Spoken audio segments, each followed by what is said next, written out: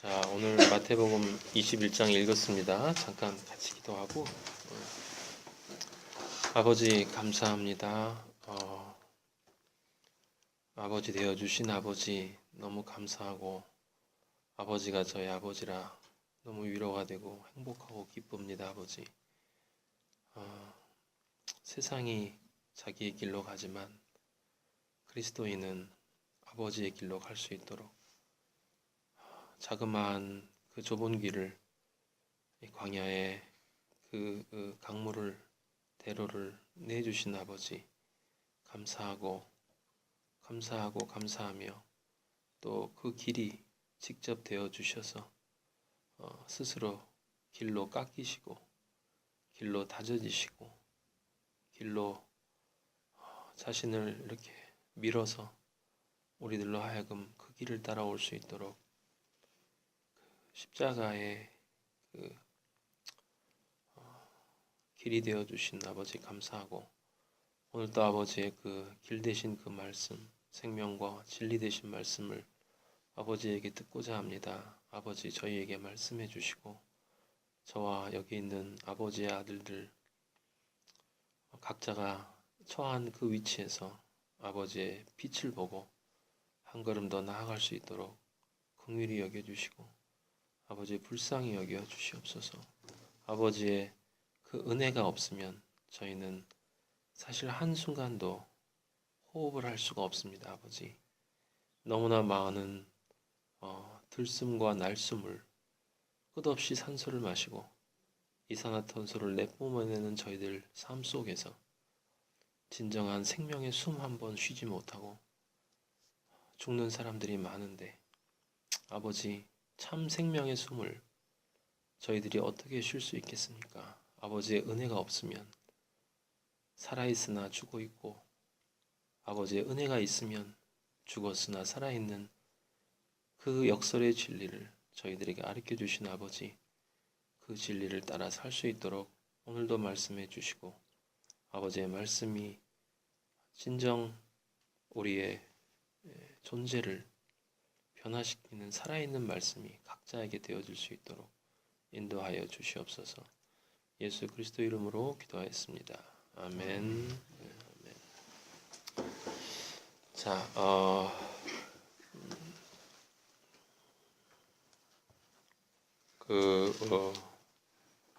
오늘 말씀은 돌아오신 예수님이라는 제목으로 나누도록 하겠습니다. 이 돌아오신 예수님이라는 이 말씀은 마태복음 21장에 어디에 나와 있냐면 21장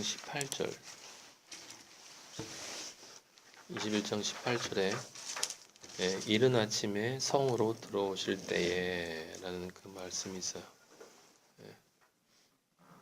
이른 아침에 성으로 들어오실 때에 라는 말씀이 있습니다. 자, 거기서 이제 오늘 말씀의 제목이 나왔다는 사실을 여러분이 알고 계시면 좋겠어요.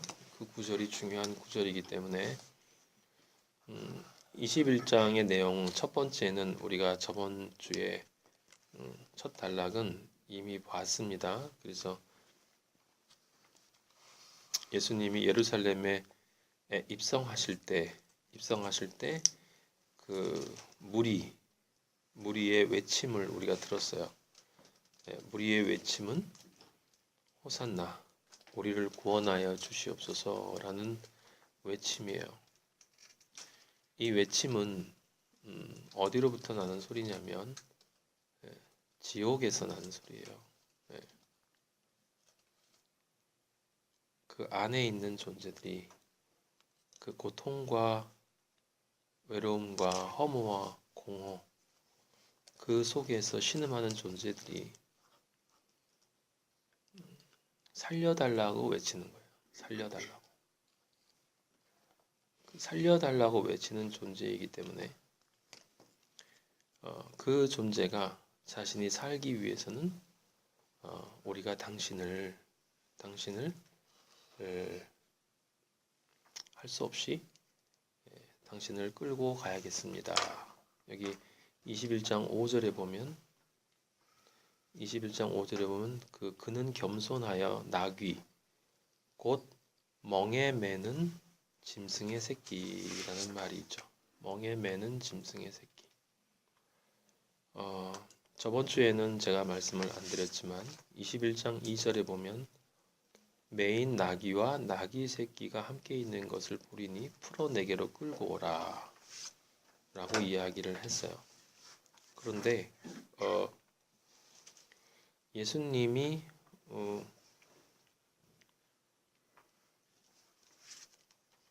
5절에 보면 멍에 매는 나귀 곧 멍에 매는 짐승의 새끼를 탔다라고 나와 있습니다. 끌고 오기는 나귀하고 나귀 새끼를 끌고 왔는데 예수님이 타신 것은 나귀 새끼였어요. 나귀는 안 탄다는 거예요. 새끼만 탄다는 거죠. 그 새끼가 뭔지는 그 뒤에 어린아이의 찬양을 통해서 예수님이 말씀을 해주세요. 어른인 척하는 어린아이는 타지 않겠다. 어른이 아님을 알고 자신이 어린아이임을 인정하고 있는 존재에게 타서 내가 그의 죄가 되어서 그가 나를 끄는 대로 내가 그렇게 끌려가서 십자가의 그를 위해서 달리겠다. 그래서 수고하고 무거운 짐진 자, 멍에 매는 짐승의 그 세상의 멍에를 내리고 내 멍에는 쉽고 하는 예수 그리스도의 멍에로 바꿔주시는 예수님의 이야기가 21장 5절에 나와 있습니다. 거기 겸손하여 라고 하는 것은 우리가 이미 알고 있는 것처럼 여러분이 알고 있는 것처럼 절대 겸손을 이야기하는 거예요. 유일한 겸손. 그리스도만이 겸손할 수 있다. 올라가 있는 자만이 내려올 수 있다라고 이야기를 했어요. 죽은 개만도 못한 우리들은 겸손할 수 있는 자격조차 없는 존재들이다라고 제가 여러분들에게 말씀드렸습니다. 우리의 겸손은 우리는 겸손할 수 없는 존재라고 하는 걸 아는 게 우리의 겸손이에요. 우리의 원래 자리로 내려가는 것이 겸손이다. 그래서 세상에 무거운 짐, 무거운 멍에를 들고 세상을 살았지만 이제 우리가 이제 그런 존재임을 깨달을 때 그때 예수 그리스도가 우리에게 이렇게 등에 업히셔서 나를 데리고 가서 너의 죄를 위해서 나를 제단 위에 올려놓고 나에게 칼을 내리쳐라 라고 아브라함에게 이삭을 번제단에 바치라는 그 이야기를 예수 그리스도가 우리에게 하셨고, 그래서 우리는 우리 등에 예수 그리스도를 태우고 골고다에 올라가서 십자가에 나뭇가지를 베서 십자가 길에 올려 세워놓고, 그리고 우리를 구원하시라고, 그러기 위해서는 당신이 죽어야 되겠다고 예수 그리스도를 못 박아야 한다는 그런 장면이에요. 그러니까 21장 1절에서 11절까지의 이야기는 당신이 못 박히셔야 되겠습니다.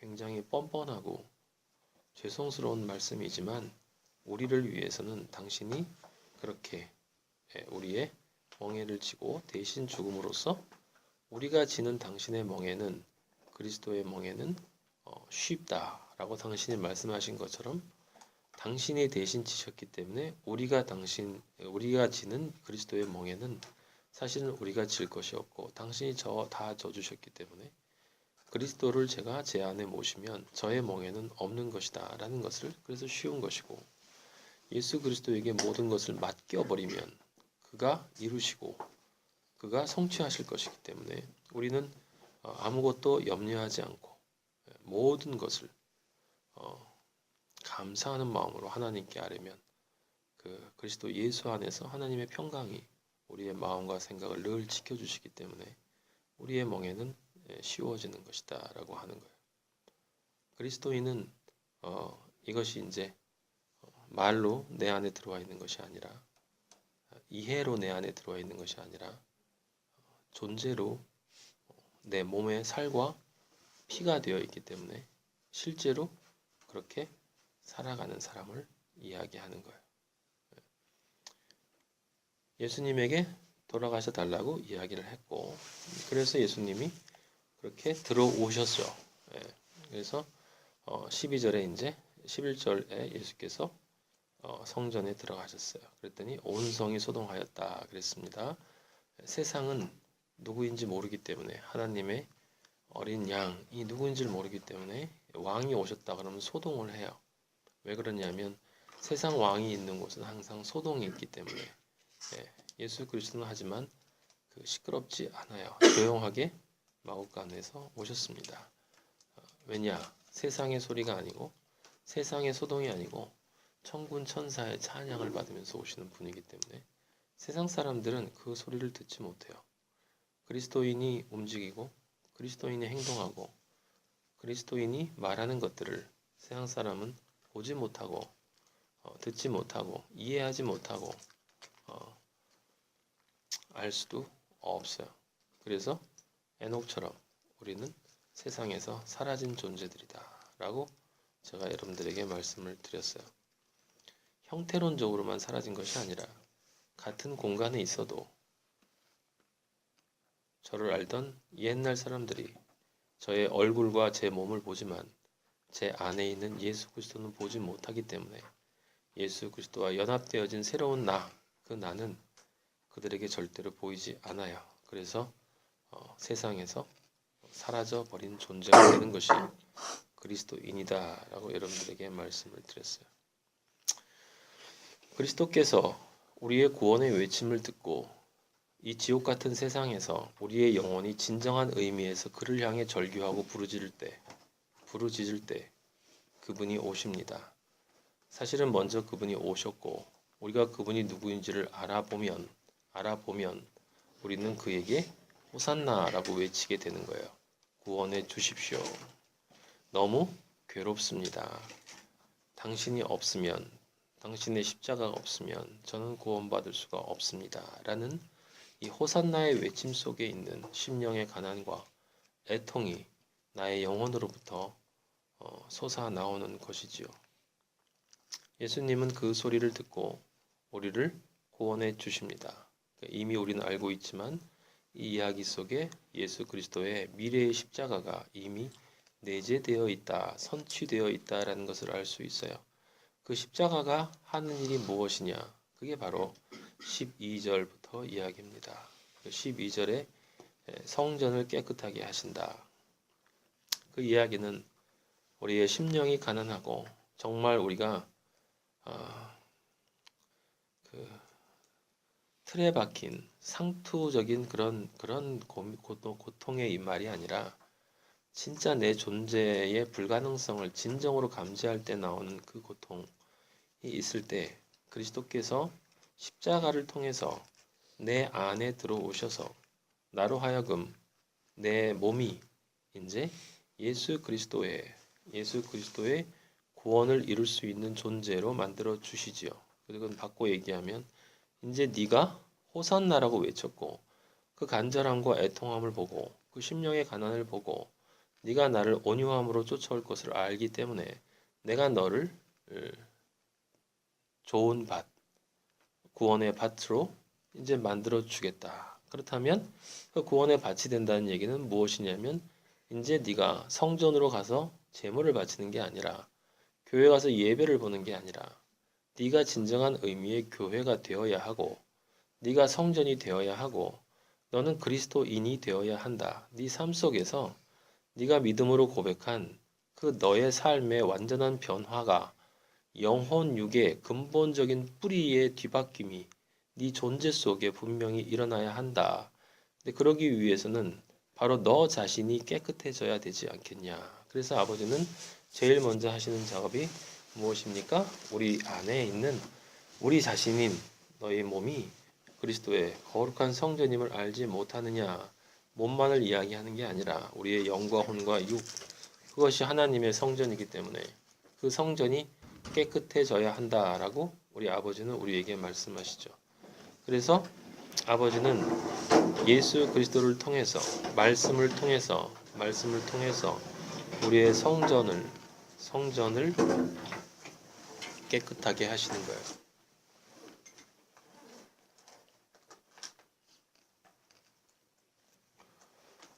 예수님은 우리 안에 들어오셔서 말씀하시는 것입니다. 이게 우리와 상관없는 제3자의 유대인들이나 교회에 있는 사람들이 아니라 반복해서 이야기하고 또 이야기하고 또 이야기하지만 바로 우리 자신을 이야기하는 거야. 우리 안에 그리스도의 성전인 우리 안에서 세상과 매매하는 그런 더러운 찌꺼기들이 우리 안에 있습니다. 자본주의라는 이 넓은 의미의 포괄적인 영적 의미의 자본주의. 나의 무엇인가 이득이 되는 것을 위해, 나의 자존심을 위해, 나의 자랑을 위해, 내가 아끼는 무엇인가를 위해 끊임없이 세상에서 매매하는 세상 것과 어떤 식으로든 바꿔서 나 자신을 드러내기를 원하는 이 더럽고 추악하고 지저분한 것들이 이 성전 안에서 하나님에게 호산나 호산나라고 외치며 나를 구원해 주십시오라고 외친 내가 내 안에서 사실은 그런 짓을 하고 있다라는 것을 우리 그리스도인은 그리스도가 그걸 분명히 인식하고 있다는 것을 알고 있고, 그래서 우리 예수 그리스도는 우리를 사랑하시기 때문에 십자가를 통해서 그리고 말씀과 성령의 능력으로 이제 새로운 땅이 된 21장 11절을 통해 새로운 땅이 된 우리 성전에 들어오셔서 우리의 삶 속에서 우리의 자기 부인과 십자가를 진다라는 그 말이 실제로 이루어지는 것이 일어나요. 그것은 뭐냐면 우리 성전이 이제 깨끗하게 청소가 되어져야 한다라는 거죠. 하나님이 임재할 수 있는 성전으로 그 성전은 반드시 치유되어져야 되고 보수되어져야 되고 깨끗해져야 되기 때문에 예수 그리스도의 말씀이 우리 안에서 그 청소 작업을 하시는 것이 우리의 삶이고, 우리의 삶에서는 반드시 그 청소 작업이 일어나야 한다라고 하는 거예요. 안 그러면 우리는 예수님을 믿는다고 하지만 아직도 우리 안에 강도의 소굴로 남아있는 것이지요. 예수 그리스도의 말씀을 뺏어다가 세상에 있는 나의 이익을 위해서 끊임없이 장사해야 되는, 하나님에 대한 믿음을 나를 드러내고 나를 자랑하고 나의 자존심을 세우는 것으로 사용하는 그런 강도의 소굴을 내 영혼 육의 자리에 끊임없이 확대 재생산하는 그러한 존재로 남아있을 수밖에 없는 거예요. 그 길을 그런데 우리는 무엇 해야 되냐면 원해야 되는 거죠. 원해야 된다라는 건 이 앞에 예루살렘에 들어오시는 예수 그리스도를 향해서 진정한 마음으로 호산나를 외친 사람이 맞다면 그리스도가 내 안에 들어와서 말씀과 성령으로 내 성전을 내 삶 속에서 깨끗하게 하시는 그 작업을 온전하게 내어 맡김으로 그 작업이 완성되도록 도와드린다라고 하는 거야. 그래서 예수님이 성전을 청소하는 작업이 예루살렘 입성 다음에 바로 있는 거예요. 그리고 나서 그렇게 자기 부인이 되어진 존재를 확인을 하고 성전을 청소를 하고 예수님이 21장 17절 보시면 그들을 떠나십니다. 성 밖으로 가십니다. 교회를 떠나시는 거예요. 교회를 떠나시는 건 예수님이 성경에서는 승천하신 걸로 나타나요. 하나님에게로 가신 거예요. 지금 그 상태. 거기서 유하시고 근데 그냥 그대로 계신 것이 아니라 예수님은 약속하신 대로 21장 18절에 다시 오십니다. 이른 아침에 하나님의 때, 늦은 밤에 저주의 때가 아니고 이른 아침에 심판의 때에 성으로 들어오십니다. 이 세상으로 돌아오세요. 재림하십니다.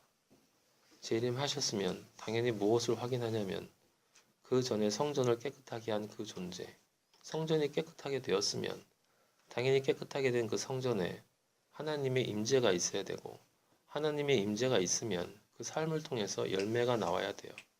영혼육이 실제 그리스도의 모습으로 변화되어져야 한다는 거예요. 그것을 확인하러 예수께서 재림하십니다. 그래서 성으로 돌아오시는 거예요. 지금 이제 여러분들이 이 21장이 무슨 얘기를 하는지 이제 이해하셨을 거예요. 이 장 전체가 구원의 공식에 대한 또 다른 설명이에요. 무화과 나무가 제대로 됐는지 성으로 들어오실 때 시장하신다라고 얘기했습니다. 그래서 우리가 예수 그리스도의 말씀으로 존재하는지를 확인하세요. 정말 먹을 것이 되었는지를 확인하십니다. 열매가 있는지, 성령의 열매가 진정 있는지, 그리스도이신 사랑이 네 안에 진짜 존재하는지, 그 사랑이 존재한다면 그 사랑으로 너의 혼의 마음이 바뀔 거고 그 사랑으로 너의 행위가 바뀌었을 거다. 희락, 그리스도만이 줄 수 있는 그 희락, 세상이 주는 마음의 희락이 아니고 물질이 주는 육체의 쾌락이 아니고 오직 성경의 말씀만이 주는 그 아버지와의 관계에서만 오는 그 희락. 세상이 아무리 시끄러워도 내 안에 예수 그리스도가 계시기 때문에 화평할 수 있는 그 능력, 사랑과 희락과 화평, 그리고 오래 참음. 내가 세상에서 원하는 것들이 이루어지지 않아도 아버지께서 선으로 나를 이끌어 주신다는 그 믿음 때문에 아버지의 때가 되시면 나를 분명히 만들어 주실 것이다. 내가 원하는 걸 해주시는 것이 아니라 아버지가 나에게 주실 그 축복을 내가 기꺼이 받아들일 수 있는 존재로 나를 만들어 주실 것이다. 설사 내 육체의 욕망이 이루어지지 않아도 내가 아버지가 주시는 그것이 나의 것과 달라도 그것이 정말 보배처럼 보일 수 있는 존재로 나를 만들어 주실 것이다라는 그 믿음이 있는 사람은 그렇게 기다립니다. 오래 참습니다. 그리고 그 오래 참을 수 있는 사람은 그런 믿음의 덕이 쌓이기 때문에 다른 존재에 대한 그리스도의 자비와 실제 말씀을 전해주는 양선이 일어나는 거예요.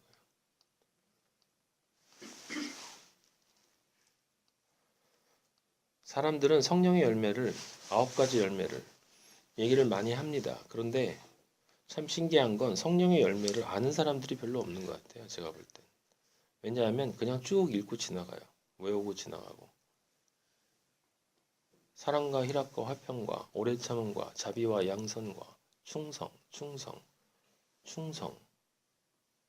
온유, 절제, 금식, 거룩함. 그것을 정말 간절히 원하는 사람들이 별로 없는 것 같아요. 그래서 예수 그리스도를 향한 구원의 길이 좁고 협착한 거예요. 원하는 사람이 많지 않기 때문에. 정말 원하는지 여러분들은 오늘 이 시간에 진짜 여러분 자신을 검토해 봐야 돼요.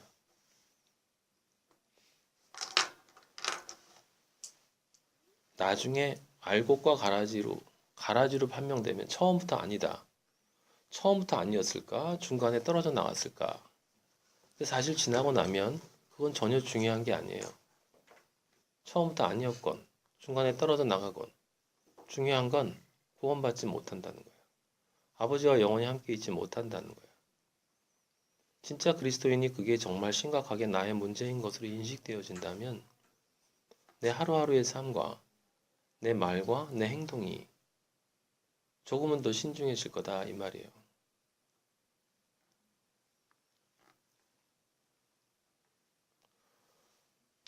그래서 예수님이 바로 그 성령의 열매를 찾으셨어요. 그게 바로 계시록에 나와 있는 네 행위대로 갚아준다. 너 어떤 행위했니? 네 영의 행위. 너 사탄을 선택했니? 세상을 선택했니? 나를 선택했니? 네 마음속에 시기했니? 질투했니? 미워했니? 사랑했니? 증오했니? 이해했니? 배려했니? 했니?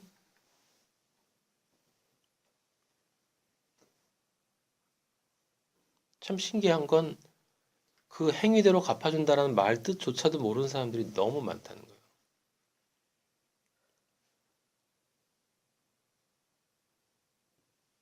아버지는 그 행위를 보세요. 제일 중요한 행위는 영의 행위예요. 영의 행위. 영의 행위가 혼의 행위를 만들고 혼의 행위가 육의 행위를 만드는 거예요.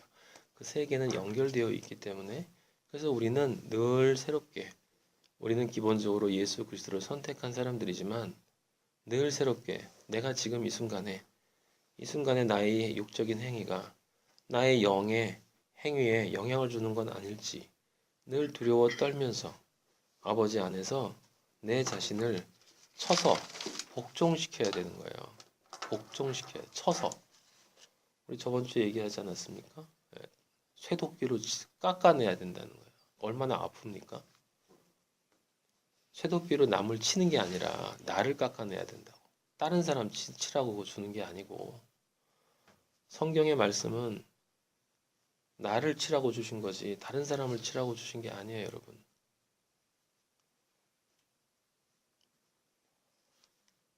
그래서 가봤더니 잎사귀밖에 아무것도 찾지 못했어요. 바로 아담과 하와의 그 무화과 나무 잎들을 보신 거죠. 이미 옛날에 제가 여러분들에게 말씀드렸습니다.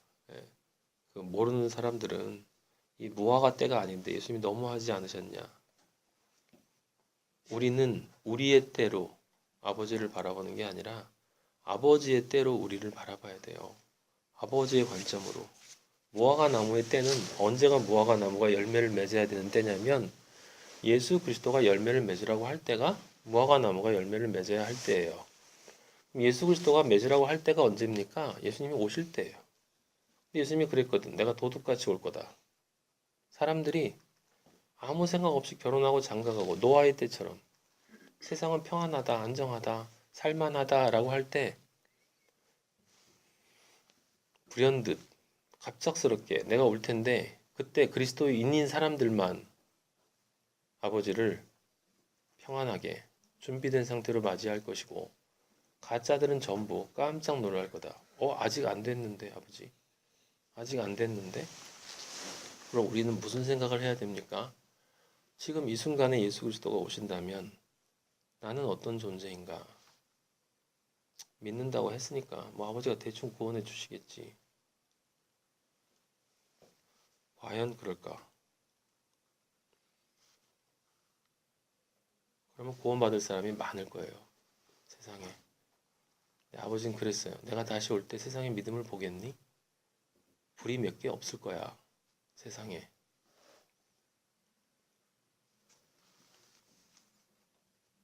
몸부림치면서 여러분들에게 말씀을 전하는 건 우리가 그 불을 끄면 안 되기 때문에 그 불로 남아 있어야 되기 때문에 우리가 무엇 때문에 모이고 무엇 때문에 예배 보고 무엇 때문에 말씀을 나눕니까? 제가 여러분보다 많이 아는 걸 자랑하는 겁니까? 여러분들이 저를 인격적으로 존경해서 이렇게 모여주는 겁니까?